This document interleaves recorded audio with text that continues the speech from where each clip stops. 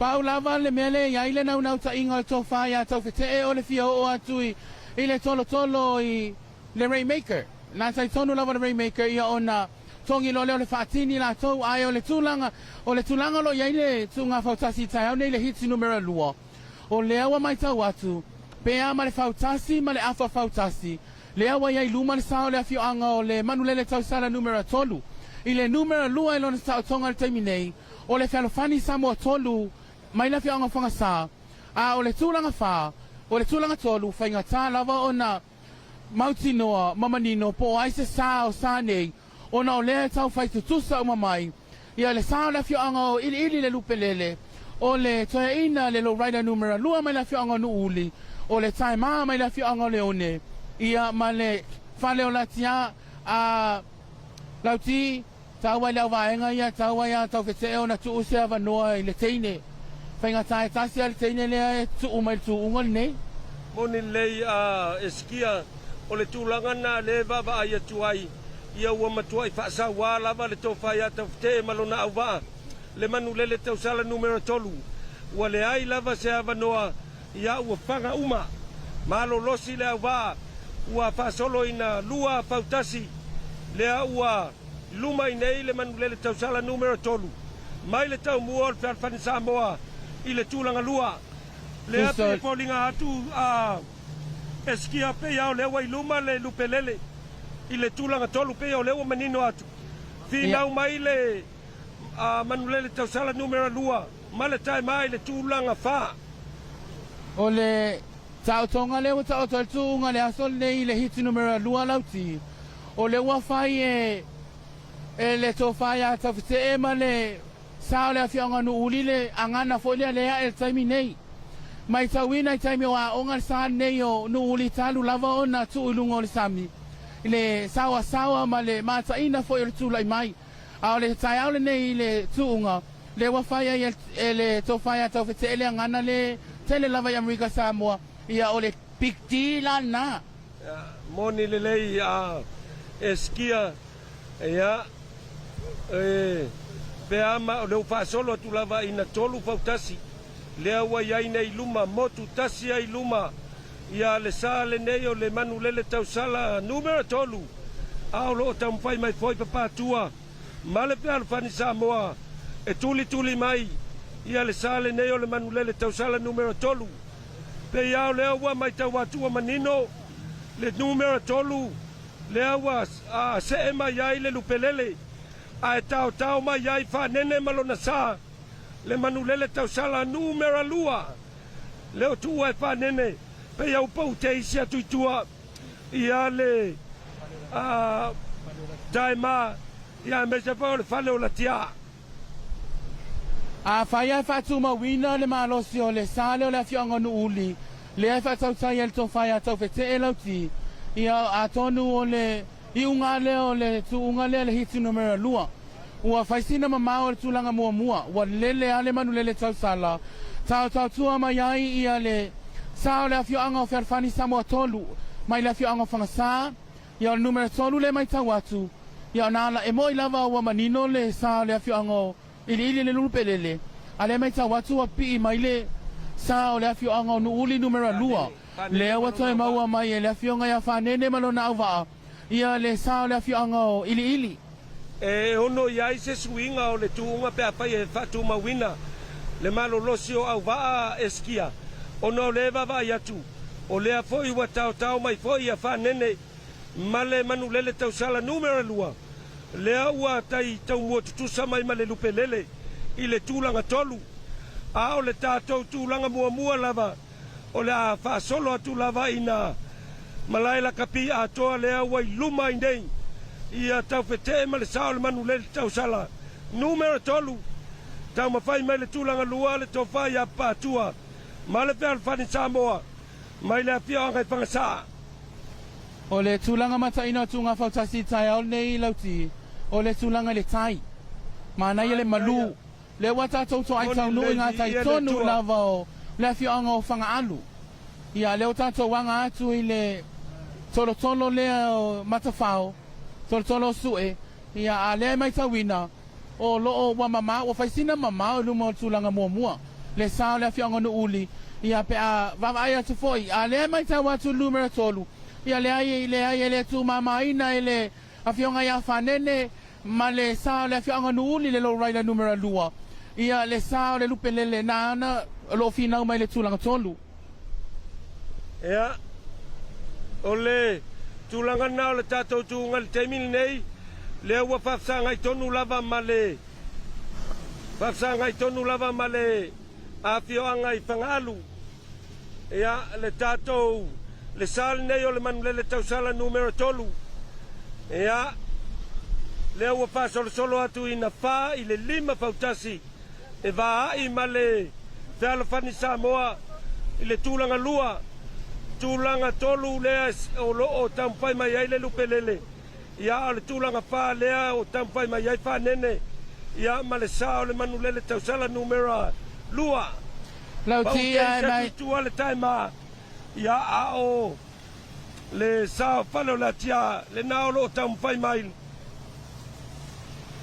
lautia e tanga iatui ai tanga iatui lungo tafala o Amerika Samoa ai ngata yo utulei le lau tutu ia male talo mai o le mamalo le atunu ai mai se lava le tapua inga I le afio angonu uli ia o le moni lava wa manino le matale vai le tatianga wa yaili taimi nei ai o le tulanga e whaftaia pele lo whamalanga leio o le atua ona o le ua a matala alata na whai uiu ia le hiti numera lua le tai au le nei ai moni mawina lona anga le leima lona lo whapaolo I lunga o Amerika Samoa manana fua o le nei tausanga lua o lua sifuru ono moni le eskia ele umale nganga whaftai le tatou tapau le langi ia ona o le nei avanoa le lei o le tau matango fia o le malu o le tai ia vi ia le atua ia o le tulanga na o le ua o atu ia le tatou tuunga al manulele tausala le tulanga mua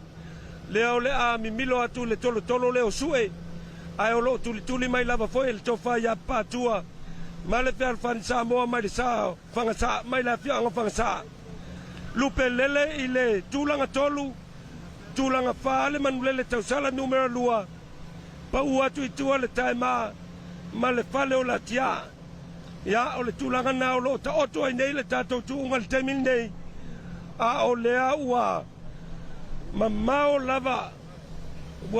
lava le vapea ma le ono fautasi lea ua iai nei luma tau fetee ia ma lona au vaa ma le manulele tausala tolu mai le fealofani Samoa tolu mai le afioga I fagasa le kapeteni le tofa ia patua ia ma le au vaa o le fealofani Samoa ia e ono iai se suiga o tatou vaa o lo itua ia peitai fai lava sima mao le melea le tule matou te faasala lau atu ai I le tulanga lava ia o lo iai le tunga tai au nei a lauti e io e ama talitonu e le toi suia le numero mua ma le numero lua ona o le ua faisina pa ua atu itua o le tulanga tolu ma le tulanga fa le ai mai tau atu o lo o tau sinio ma iai le sao le afio ango ili le lupe le lema le sao le afio ango nu uli le lo raida numero lua wa pa ua atu itua le sao le afio ango le one le lady taima ia ma le sao le afio ango papa iai le fale o latia a le tulanga mua lava ia le taimi nei o lo lele lava le manu lele tau sala le awa tatou o tonu mai lava I ngā tai o tange te tele nei ngā tai vai le watatou o tonu mai ai lava le taimi nei a o le tulanga le tala le tau le foi ua vaia wa tau amata na pa u mai wanga o wanga nei o whamanianga e loa iai le amana ia ma le awole ngango le atua ia Amerika Samoa malana fu o le nei tausanga ia pei lava ona whailo atu e le sunga ia eskia le ua tatou I ngā taitonu lava o ngā taivai a ngai mai ai le tatou tae lengai I utulei o le tūlanga lava le naolo iai le tatou tuunga lo I luma lava manu lele tausala numero tolu ia tūlua o lo taumpai mai ai fealofani Samoa tolu mai le afianga I fangsa o lo o tūmau pea I le tūlanga tolu ia le sao le lupelele Ia a le tūlanga lua, tūlanga mua manulele tausala numero tolu. Ia pe alfani Samoa numero tolu mai la fianga whangasa le tūlua tu tolu o loo. Se e mai ai le mātou mai tau atu. Ia le lupelele. Ia whatasia i le manulele tausala i le tū lima. I le tū wha. Ai mai tau atu i ngā tai o le tailenga o utu lei. O i le ua o tonu mai lawal tu ngal taiminei lau ti. Ai tanga i atu i tala whātai o utu lei ua mu ula mai le lanu mu o le afio anga o nuuli. Talo mai al pai o le afio anga ia i le latou. Sa leo lo tūlanga mua. Ia o latou leo lo tai mua i le hits numera lua. Lona lua iai ia le sa o le afio anga o whangasa. Ia le whea lo whani Samoa tolu. Ia, moni le lei. O le tūlanga na leo wa iai. Leo toi mamau ai o mai le manulele tausala numero tolu. I le tolo le Rainmaker. Ia ma whaasa sao atua i loe le tini. A o le tūlanga lava na o lo o iai. O lo i luma lava le numero tasi le manulele tausala numero tolu. Ia tau whetee malo na au waa. Le tofa ia pātua ma le whiarwhani Samoa. Mai pangasai le tūlanga lua. Tūlanga tolu leo lo se e mai iai le lupe lele. Mai le fio anga ili. Ma le manulele tausala numero lua lo fina mai iai. Le taima ia whapea foi ma le sao le whale o la tia. Lao lo angai mai lava itua. Whamalulu atono le mamao le mele mātou te. Tau mawhai atuai. Au tūlanga ngā o le tātou tūunga o lo o iai le teimil nei. Le watato i ngā tai tonu lava le tolo le Rainmaker. E ngā atu ana i le wafu swau i ngā atu tonu o le tingi. Ia, manulele tausala na ua mimilo atu i le tolo le na le Rainmaker. Ia leo le au o mai le wafu swau. Ia au lo tau mawhai mai foi le sa o le whiarwhani Samoa tuli mai. Na ua whaasa sao atu lava i al tofai a tawhite. Ma le manulele tausala numero tolu. Ua ngai le tingi le teimil nei. Le o mai le tofai a patua ma le whiarwhani Samoa. I le tolo le Rainmaker. Ma tau te leo mautino atu. I tua atu le numero tolu ma le numero wha. Ona ua whai lava sima mao le mele ma tau te. A whaasala lau atuai. Ta ilo lava iai a lauti. Ai le mai moa mai ale au tapuai. Ai mai se o le mata na nofo Amerika Samoa. Ai mai se lalangi ato e taunu ungo le hiti numero lua terminei. Ua manino ai lava. Ia le sao le afio anga nuuli. Le lato safo. Le low rider numero tolu. Ai le numero lua. Ia o le tau tua mai ai. Le sao le afio anga o whangasa le whelofani Samoa tolu. I le tūlanga tolu, tūlanga wha, ma le tūlanga lima ma le ono. O lo wa faisina mamao e whamalulua tua il paia o afio anga.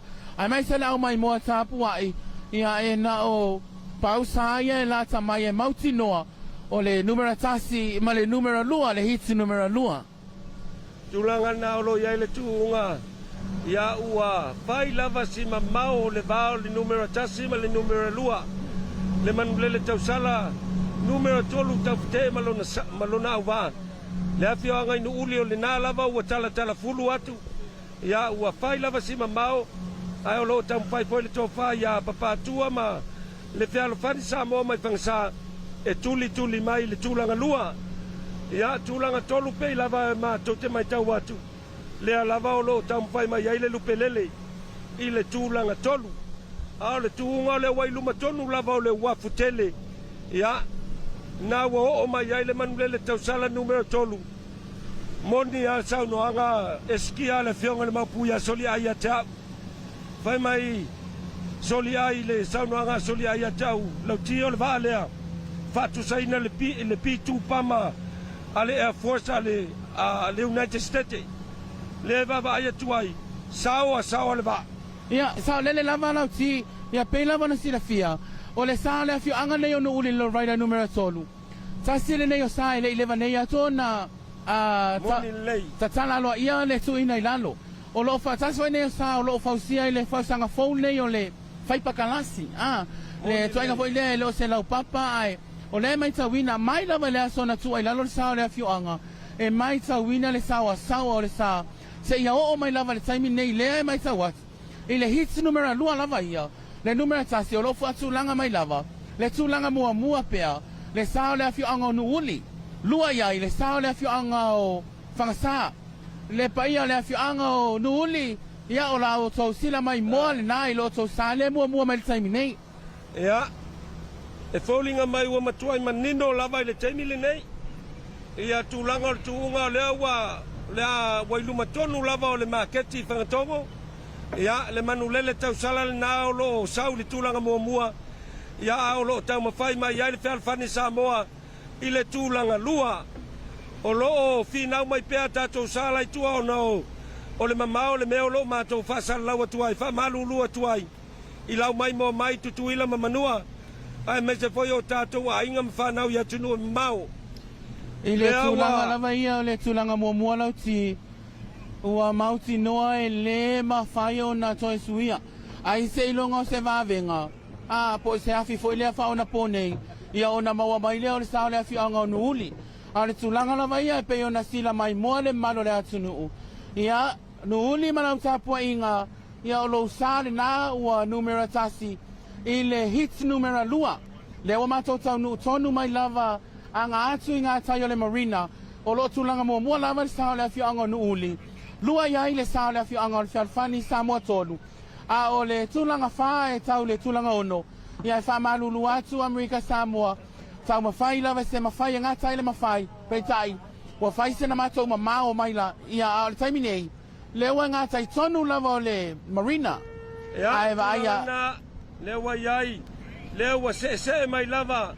Le tō whai a tau fte ma le manulele tau sala numera tolu. Wa leo toe mamao. Ia ai tini ia a olo taumawhai mai foi papatua ma le fealafani Samoa i le tulaga lua tulaga tolu le matou lava mai tau masalo le lupe lele leo lo taumawhai mai ai ia a o lea ua leo toe mamao ai tini ia le manulele tausala numera tolu o le upumoni ai alauti ia ua tau ai foi le tulaga muamua le afioaga o nuuli ma le manulele tausala ia wao le tō whai a tau whetee. Ia e le fōu i le tō whai a tau whetee. Ia le whanga tāmai le tai. Ia le mai moa ma le sila le atunuu. Ma tō wawai atu. Ia pēa ma le tō tolu mita. Ia o na tini leo le sao le afioanga o nuuli. Le manulele tau sala numera tolu. Ia e tau tua mai ai le fealafani Samoa tolu. I le tūlanga lua. Moni le lei. Ia leo toi mamao ai tini. Le manulele tausala numero tolu. Lea ua o mai le fealafani Samoa. I le lumatonu lava o le marina. A o lea ua tini. Ia, nai mai tau atu ua tini le sa le afioanga o nuuli. Le tō whai a tau whetee malona au wā. Mai tau wina le malolosi. Mai tau wina le malolosi o le sānei o le manulele tausala lauti. Mai lava i le pā le whanga, na pā lava le whana break, na mua lava break le whianga o whangasa, ai na o na sau lava o nuuli, e lei to e tu uase mea na ave uma, e le tō whai a tau whetee.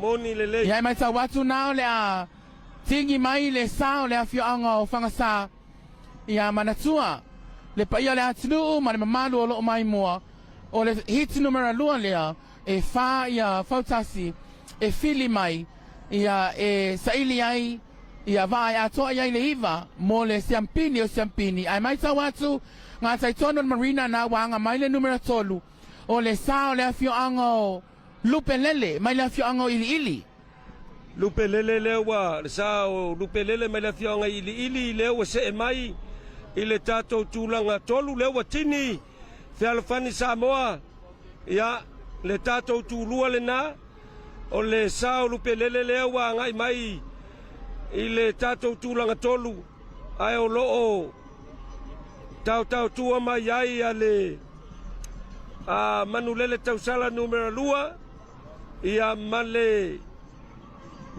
taima sao lei lava ia fina mai sao lei lava lau tō whalau ti o le taimi nei le wama nino fo tatou tulaga muamua tulaga lua o le tulaga tolu taimi nei le fa ua ai atu ua manino le sao le afioaga o ili le lupelele au le tūlanga whā e ono maua le tūlanga whā le awhio anga no uli lo lato sa le tau toe ina le low rider numero lua moni le skia le wa ngai mai le lupelele i le tūlanga tolu i le vanga tonu le tini ai le tuunga o nu uli numera lua lea ua se mai le tūlanga whā a whaila e tū mawina o lono winga ua manino whaila sa e whā lea o le a o i lunga i le whaino i le aso atai au i a pe a whai e tū maupea le malo si mai o le lupelele ma le manulele tausala numera lua mai tau atu i lau tō whālauti o le tūunga le sampini le aso atai au e le whaingo fie moni le lei pe a whika iai o numera tasi ma numera lua o numera tolu o valelei umalava le au le aanga mo le suenga sampini i le aso atai au ya lea ua tini le lupelele tūlanga tolu tini le lupelele tūlanga tolu ya lea ua se mai le manulele tausala lua whanene ma le au waa ia le wa ngai mai le tini ia o le tūlanga whā na fōlinga mai le au manino ai fōi mawaa e whā sa ole le mai le tātou hit muli muli nei le au le a o i lunga i le whaino i le aso atai au pe apule alo whaneli e au lia i le ola ma le malos ia e le titi lava le i le tūlanga lima lava i al taimi nei le mai tau atu ia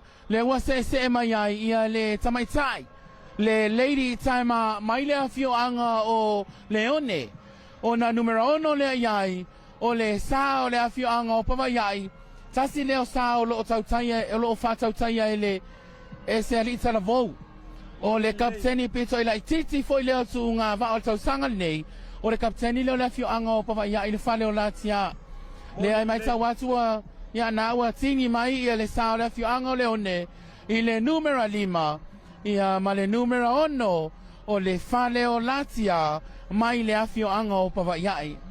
Malo.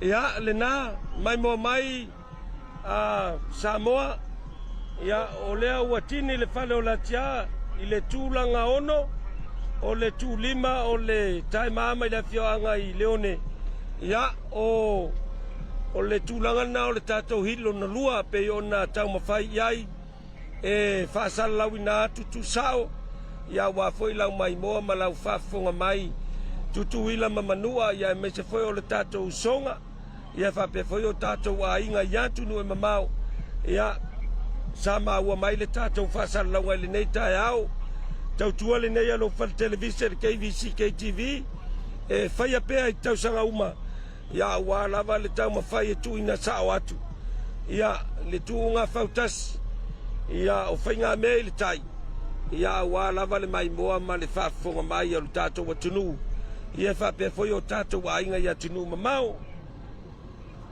ia tonu foi o le si uina o le whamoe moe i le nei aso ia o lea ua whaftai le tua wai uma le manuia le whamoe moe o le komiti tu ngā whautasi sa alo whaiva iai e le whaingofie whawhetai le tau matangofia mese o le tai malu ia i le lofa ma le anga leo le tātou tapau i le langi ia ma lofo i le komiti whafoe tātou tuunga whautasi ia mo lau tuunga luenga matangofia le tuunga o te tali tonu eskia ua whaamali e ina le mai moa le atunu ia i le fea o le amatanga o tuunga i hitu mai lua me le moli le nganga whaftai le fionga le malu o le whale ma le komiti ia ona o le matangofia o le whainga o tātou tuunga toi moli atu le nganga whaftai tele pūlenga le Astaka o le EPA o le tātou whale tupe o le T-Pass ia i le lango ina o le tautua lo whale televise le KVC KTV ia ba ia e ma le mamalu o lau whafonga Samoa ia o upu masani e le ai lava se tautai atua se liu ni ai se liu o sona ma poto lava foi le tautai e se lava le atu iama le a foi ni le fonga ua taulau ulu i lau whafonga ia ma lau mai mau mai ia whata fea i le au ia manute le ina lau folaunga me se foi o le anga atu mo le aso fia o tutuila manua ile nei tausanga eskia ia malo faftai fa malo so no I lau to fa lau ti ele to yes sala tele na no fono fa pi fa sai tele pa ia o le tunu ai mai se lau mai mo ile mo ma wina o tawa manga o fu America Samoa o le taunu unga na o lau tunga fautasi o le aso nei turi masai mai le tato so nga siampini ile aso atai au le tauwa iai va iva mai ile hits numero tasi ma le hits numero lua ai ni o mafa le tonu matua ti nai la o topito na au e manga loai ni o mafa tauwa soifua mai amanuia